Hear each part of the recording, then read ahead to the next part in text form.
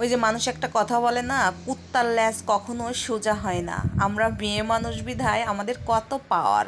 আমরা মেয়ে মানুষ, তাইতে আমাদেরকে পুরুষরা সম্মান করবে।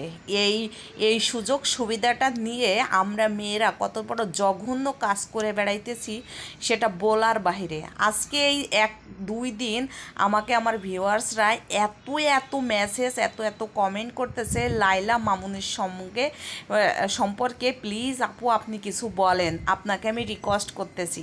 আমি বাধ্য হয়েছি আজকে লাইলা মামুনের সম্পর্কে কিছু কথা বলতে। আসলে এরা বড় বড় সেলিব্রিটি, এদের সম্পর্কে কিছু মানে বলার আমার রুচি নেই। কারণ হচ্ছে কি, তারা বড় বড় সেলিব্রিটি, কারণ আজকে তারা যে জায়গা নামে গেছে, শুধু এতদিন আমরা সাপের খেলা দেখেছি, আজকে বাস্তব খেলা দেখলাম। কারণ আমরা সব সময় দেখি যে সিনেমা নাটকে আমরা বুঝি যে সবাই আমরা জানি যে এটা জাস্ট অভিনয় করতেছে, তবে লাইলা আর মামুন ভাই এ কোন ধরনের অভিনয় করলো আসলে আমার জানা নেই। তারা এটাই বলতেছে আমরা ভাইরাল হওয়ার জন্য। তবে আমরা তো জানি যে সিনেমার নাটক যারা করে তারা দিন শেষে শুট করে যার যার জায়গায় চলে যায়, আর এরা নাকি একই বিছনায় ঘুমাইছে, একই যে থাকিছে। আরে ভাই, দুইটারে ধরে মনে করেন যে গলা পর্যন্ত মাটির তলে পুঁতে জুতা ধরে পিটান। কারণ আমার আর বলার কোনো ভাষাই নাই, কোন ভাষায় যে এদের সম্পর্কে আমি কথা বলবো আমার কোনো রুচি বোধই নাই।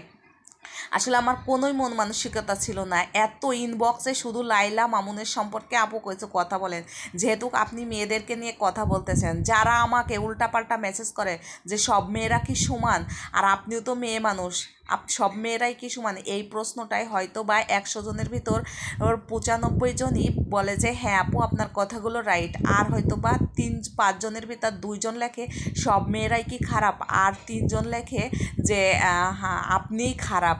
তো ভালোর দিক বেশি যায়, তবে শাক ঘরের ভিতর বুনলেও পোকা হয়। তবে 2-1টা আগাছা আজন্মের বাচ্চারা ভিডিওর পিছনে থাকবেই। তাই আজকে আপনি হাতে কলমে আমি দেখাই দিলাম, দেখেন মেয়েরা কত বড় জঘন্য।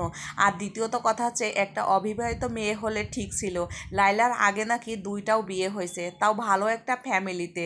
আমরা সবাই জানি বাংলাদেশ সেনাবাহিনী, অথচ যারা ডিফেন্সের চাকরি করে খুবই তারা মেধাবী কাজ, বা তাদের জ্ঞান শক্তি স্মৃতিশক্তি, তারা উচ্চ শিক্ষিত বা ভালো শরীর ফিটনেস দেখেই তাদের চাকরিতে ঢোকায়।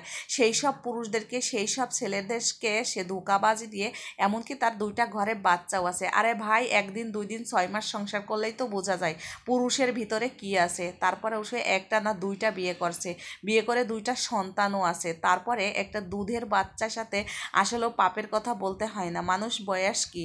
কিন্তু বাধ্য করছে আমাদের লাইলা আপু এগুলো কথা বলতে, কারণ গালের চিপ দিলেই আমার মনে হয় মামুনের গাল দিয়ে সেই মায়ের দুধ বেরোচ্ছে।